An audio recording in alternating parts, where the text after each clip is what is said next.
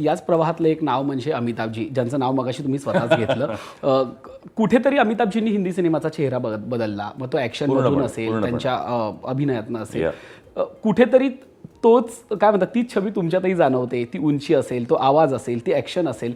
जेव्हा तुम्ही मराठीत आला तेव्हा ते करता आलं का तुम्हाला, किंवा ते नाही करता आलं? मला ते करता नाही आलं. अर्थात मला कुठेच इमिटेशन करायचं नव्हतं, कारण ती इच्छाही नव्हती. मला कदाचित कुठेतरी माझ्या हावभावात, आवाजामुळे, हाईटमुळे त्याचा कुठेतरी एक स्पर्श होत असेल, पण त्या स्पर्शाला सुद्धा मी नाकारत कुठेच नाही. कारण आम्ही मोठे झालो त्यांना बघत बघत, त्यांच्या कलेला, त्यांच्या ॲक्टिंगला बघत बघत, त्यांची कुठेतरी थोडीशी छबी उभारण्याचा प्रयत्न करत करत आम्ही या ह्याच्यात आलो. पण मी ॲक्शन हिरो म्हणून मराठीत पाऊल ठेवलं, पण मराठीत ॲक्शनला एक्सेप्टन्सच नव्हतं, आजही नाही आहे.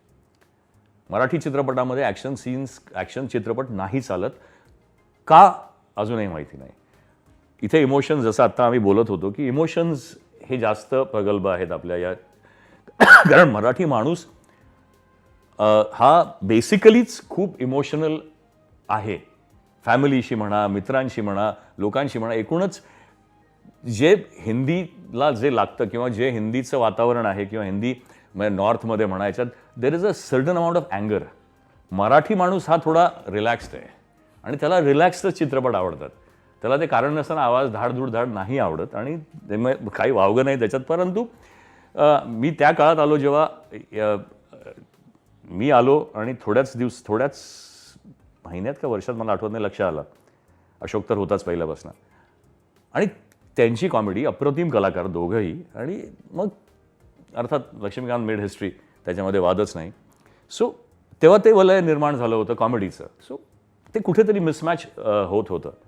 पण तू बच्चन साहेबांचं विचारलंस तर हा तर एक वेगळा झाला. परत मोठ्या माणसाचा एक सिम्बल, मोठ्या ॲक्टरचा म्हणा, मोठ्या माणसाचा म्हणा. मी इंद्रजित नावाचा चित्रपट त्यांच्याबरोबर केला होता आणि मी विलन होतो त्याच्यात. मी, आशुतोष गोवारीकर, आम्ही दोघंही विलन होतो. चेंबूर फिश मार्केटमध्ये क्लायमॅक्सचं शूटिंग करत होतो. मला मारतात ते, आणि बच्चन साहेब येणार ते चेंबूरमध्ये. तेव्हा अर्थात वॅनिटी वगैरे काही नसायचं. त्यांची तेव्हा एक होती, मला आठवत नाही आता, पण अदरवाईज देवर नथिंग. सो साहेबांनी सांगितलं 4 तास आहेत ते, काय 5 तास येणार होते. सगळं मार्केट प्रचंड भरले आणि दोघांचाच होता आमचा.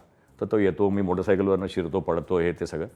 आणि एक शॉट होता जिथे पीटर परेरा कॅमेरामॅन होते, त्यांच्या पाठीवर कॅमेरा, एक आधी माझ्या पाठीचा कॅमेरा होता, ते पुढे येत आहेत चाकू घेऊन, आणि नंतर त्यांच्या मागे कॅमेरा होता आणि ते मला घोसकतात. ह्यानं जायचं आहे आणि हा कॅमेरा झाला, ट्रॉली आली आणि त्याने फाटकन टाकला. समोरून झालेला होता ऑलरेडी, फक्त माझा अँगल घ्यायचा होता.